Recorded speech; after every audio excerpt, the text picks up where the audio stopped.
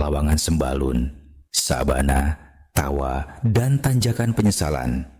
Hari itu, Sembalun menyambut kami dengan udara dingin dan langit yang menggantung kelabu pucat, seperti baru bangun tidur. Aku berdiri di depan base camp dengan carrier yang tampak lebih besar dari masa depanku sendiri. 60 liter penuh perlengkapan dan pertanyaan, kenapa aku melakukan ini lagi? Pagi, pendaki, siapkan raka kecil. Suara Bang Iwan, porter kami, menyambut dengan senyum cerah yang tidak cocok dengan berita buruk itu. Aku menoleh ke teman-temanku. Raka sibuk memeriksa kameranya seperti biasa. Tami mengeluh tentang sepatu barunya yang katanya enggak senyaman di toko. Andra masih cari sinyal di pojokan dapur base camp. Lintang lagi ngopi, dan Aldi, Aldi tampak tenang, tapi aku tahu dari napasnya yang ngos-ngosan tiap tanjakan, dia bukan pejalan cepat. Kami berenam, 6 orang yang tidak tahu bahwa dalam 4 hari ke depan, kami akan berubah. Entah jadi versi yang lebih kuat, atau sekadar lebih bau. Jam 8, kami mulai melangkah. Langkah pertama itu selalu ringan, seperti cinta pertama, penuh harapan, belum tahu sakitnya. Trek awal berupa jalan lebar yang membelah sabana. Rerumputan bergoyang diterpa angin, langit mulai biru. Kami bercanda soal kisah masa SMP dulu, soal kerjaan rumah yang enggak beres, soal porter yang selalu lebih dulu, sampai meski bawa 2 tenda dan tabung gas. Di pos 1, kami istirahat di bawah pohon kecil yang tidak cukup menaungi ego siapapun. Tami mulai bertanya, masih jauh nggak sih? Dan Bang Iwan hanya tertawa. Ini baru pembuka, Mbak, belum masuk babak utama. Setelah makan siang di pos 2, kami mulai merasa medan berubah. Tanjakan mulai muncul meski belum terlalu curam, tapi panasnya, ya ampun, seperti hati yang ditolak tanpa penjelasan. Aku bawa coklat 5 batang, udah tinggal 1. Keluh Raka sambil menyeka keringat. Karena kamu yang makan semua, sahut Andra. Kami tertawa pelan. Kelelahan mulai mengikis volume suara kami.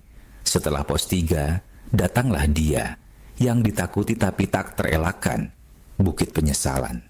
Tidak ada yang benar-benar bisa menjelaskan kenapa dinamakan begitu. Tapi saat kamu berada di sana, kamu akan tahu, tanjakan demi tanjakan. Satu selesai, muncul satu lagi. Setiap kali kami merasa, ini dia, pasti Pelawangan, ternyata hanya punggungan lain yang menipu harapan. Napas mulai pendek, kakiku mulai berat. Di satu titik, aku hanya bisa menghitung langkah. 5 langkah, istirahat. 3 langkah, minum. 2 langkah, bertanya dalam hati, kenapa aku nggak liburan ke Bali aja? Lintang, yang biasanya paling banyak cerita, mulai diam. Hanya suara gemerisik rumput dan langkah gontai yang tersisa.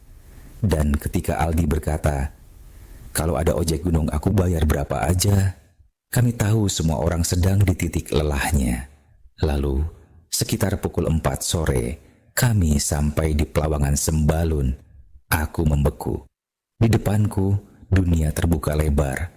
Danau Segara Anak membentang biru di bawah sana, tenang dan luas, dikelilingi dinding kaldera yang menjulang. Di tengahnya, Gunung Barujari mengepulkan asap, seolah berkata, selamat datang di rumah para dewa. Kami berdiri di pinggir Pelawangan, kelelahan, tapi juga takjub. Angin kencang memukul wajah kami, dingin dan ganas. Tapi, itu tak menghalangi rasa lega yang mengalir pelan. Raka memotret. Tami menangis pelan, mungkin karena capek, mungkin karena bahagia. Aku hanya duduk menatap langit, dan untuk pertama kalinya sejak lama, aku merasa ringan. Kami mendirikan tenda dengan bantuan Bang Iwan dan Bang Udin. Matahari mulai tenggelam, menciptakan semburat merah jingga di balik siluet pegunungan. Di dalam tenda, kami berbagi teh panas dan mie rebus yang terasa seperti makanan surgawi. Besok jam 2 pagi bangun buat summit ya, kata Bang Udin. Suaranya santai, seolah itu hal kecil. Aku menatap langit malam yang bertabur bintang. Puncak Rinjani menjulang gelap di kejauhan. Aku tahu perjalanan baru saja dimulai dan aku belum siap. Tapi begitulah gunung. Ia tidak menunggu kesiapan. Ia hanya menanti keberanianmu untuk terus melangkah. Menuju puncak. Langkah di atas pasir dan kabut. Jam 2. Dini hari, dunia masih gelap. Angin malam merayap masuk ke dalam tenda, seperti pencuri diam-diam, mencuri hangat dari dalam sleeping bag. Suara gesekan kain, resleting dibuka, dan bisikan, "Bangun bro." Jadi soundtrack kami pagi itu, atau malam entahlah, aku menggeliat, membuka mata. Kepala terasa berat, perut sedikit kembung karena makan mie sebelum tidur. Tapi tak ada waktu untuk drama. Ini waktunya summit attack. Dengan senter di kepala dan jaket tebal yang entah cukup atau tidak, kami berdiri di bibir pelawangan. Dalam kegelapan, deretan lampu dari pendaki lain membentuk garis cahaya menjalar ke atas seperti bintang-bintang yang terjatuh dan memutuskan mendaki balik ke langit. Aku menelan ludah. "Oke, ayo." Langkah pertama menanjak pasir itu seperti janji mantan, licin, rapuh, dan membuatmu mundur lagi meski sudah berusaha maju. Trek ke puncak Rinjani terkenal dengan julukan 3 langkah maju, 2 langkah mundur. Dan itu bukan hiperbola, tanahnya berupa pasir vulkanik kasar. Setiap kali aku mengangkat kaki, pasir longsor di bawah membuatku tergelincir sedikit ke bawah. Aku mendaki, tapi seperti di tempat. Tami mulai mengeluh. "Kenapa kita nggak ke Rinjani lewat mimpi aja sih?" Lintang tertawa kecil. "Karena mimpi nggak bikin kaki kurus, Tam." Aldi di belakangku, napasnya berat tapi diam. Raka sibuk mendokumentasikan kabut dengan kameranya. Sesekali berhenti untuk mengambil foto, lalu ngos-ngosan mengejar kami lagi. Aku sendiri. Aku hanya mencoba tetap waras, fokus, langkah demi langkah. Langit perlahan membuka mata. Dari arah timur, cahaya jingga muda mulai menyelinap masuk. Angin makin kencang, dingin menusuk tulang seperti ejekan lembut dari semesta. Di satu titik, aku hampir menyerah. Kaki gemetar, napas berat, tapi kemudian aku menoleh ke belakang. Di sana, segar anak mulai terlihat perlahan. Kabut naik dari danau, memeluk tubuh gunung. Di atas sana, bayangan puncak masih menjulang. Masih jauh, tapi lebih dekat dari sebelumnya. Aku menarik napas panjang, lalu melangkah lagi. Sekitar pukul 6 pagi, kami akhirnya tiba di puncak Rinjani, ketinggian 3.726 meter di atas permukaan laut. Kata orang, dari sini kamu bisa melihat dunia. Dan itu benar. Langit terbuka, awan terbentang seperti lautan kapas. Di kejauhan, Pulau Bali, Lombok, dan Sumbawa terlihat samar. Segara anak di bawah tampak kecil, tenang, seperti cermin dunia yang sedang berdoa.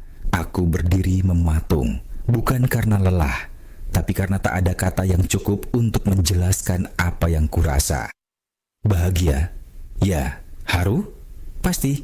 Tapi juga kosong. Seperti akhirnya berhasil menyentuh sesuatu yang selama ini jauh. Lalu sadar bahwa kamu bukan siapa-siapa di hadapan alam sebesar ini. Raka memotret. Tami memelukku tiba-tiba sambil menangis. Gua pikir gua nggak akan nyampe.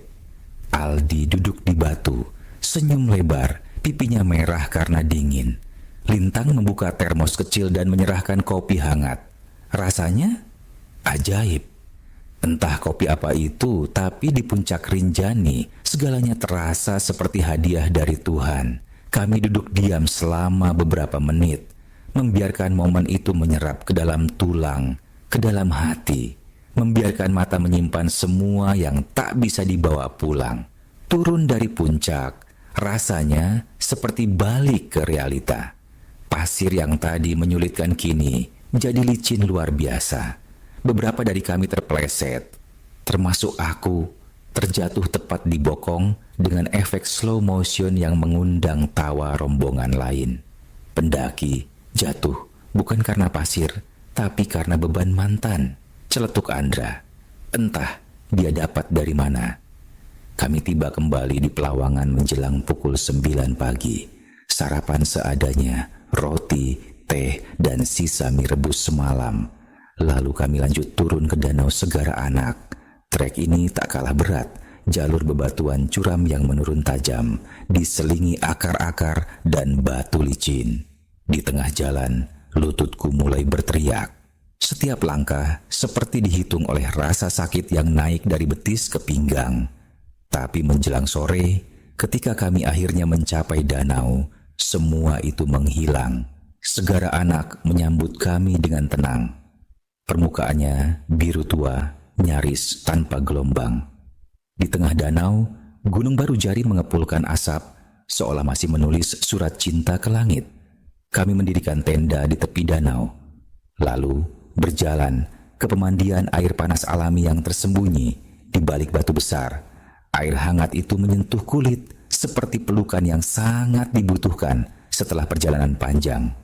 Kami berendam lama, tertawa, dan saling menggoda tentang siapa yang paling bau. Malam itu, suasana lebih santai.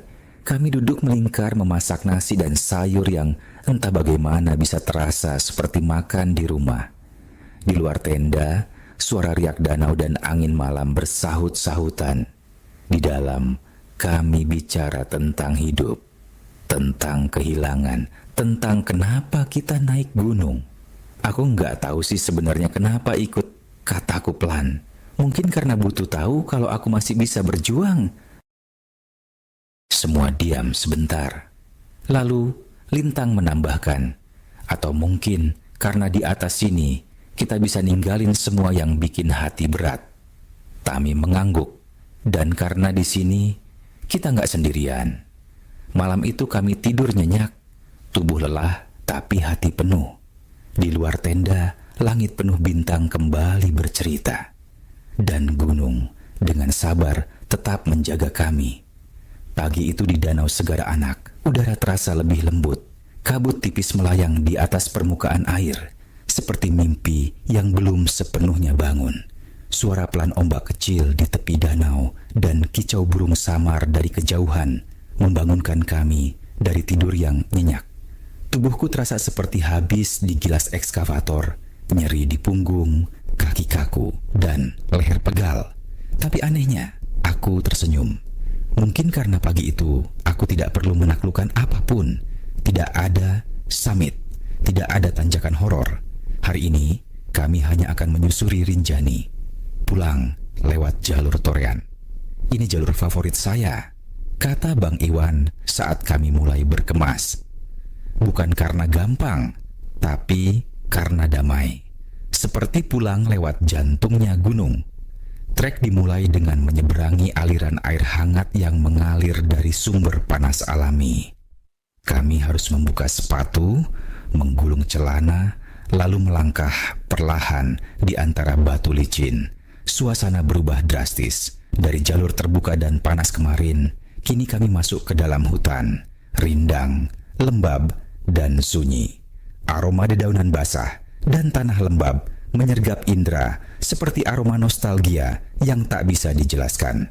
Jalan setapak diapit dinding kaldera yang menjulang tinggi di kiri dan sungai di kanan.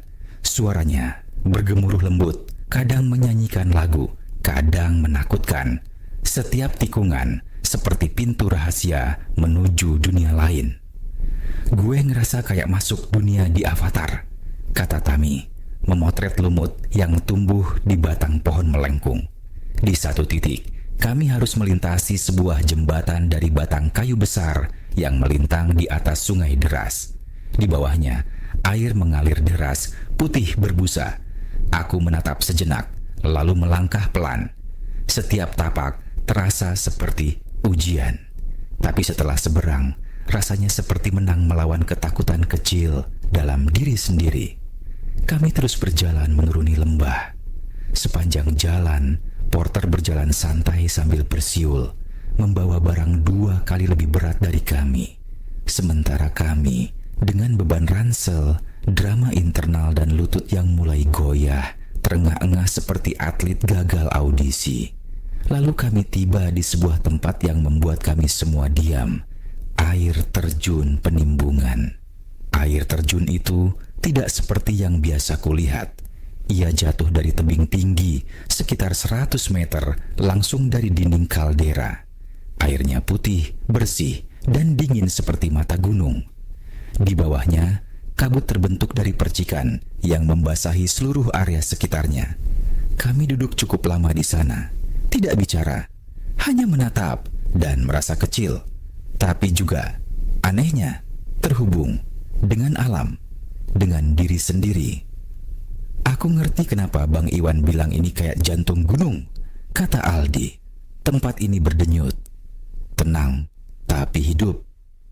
Jalur Torean terus menurun, melewati hutan tropis dengan semak lebat dan pohon besar berakar mencuat dari tanah. Kadang kami harus melipir di bibir tebing sempit dengan jurang di kanan, hanya beberapa langkah dari aliran sungai yang deras. Di titik-titik itu, aku tak bisa bercanda. Fokus dan doa. Banyak doa. Kalau terpeleset, langsung viral sih. Gumam Raka. Tapi ya, satu kali aja. Kami istirahat makan siang di dekat gua kecil dengan sumber air jernih. Porter memasak mie dan nasi seperti biasa. Tapi makanan yang sama itu rasanya tetap luar biasa. Mungkin karena lelah. Mungkin karena suasana. Mungkin karena kami tak tahu kapan akan kembali ke tempat seperti ini lagi. Sore mulai turun saat kami melewati sebuah jembatan bambu yang menghubungkan 2 sisi lembah. Di kejauhan terlihat hamparan sawah, ladang, dan atap-atap rumah. Itu Desa Torean. Perjalanan mulai mendatar, meski tetap melelahkan. Kaki terasa lebih berat, tapi hati lebih ringan. Seolah seluruh beban selama ini bukan cuma di punggung, tapi juga di hati, pelan-pelan ditinggal di belakang, menyatu dengan gunung.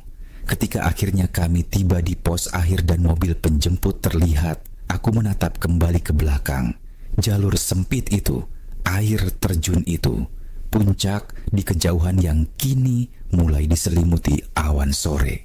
Dan aku tahu, bagian dari diriku akan tetap tinggal di sana. Kami naik mobil bak terbuka menuju Senaru.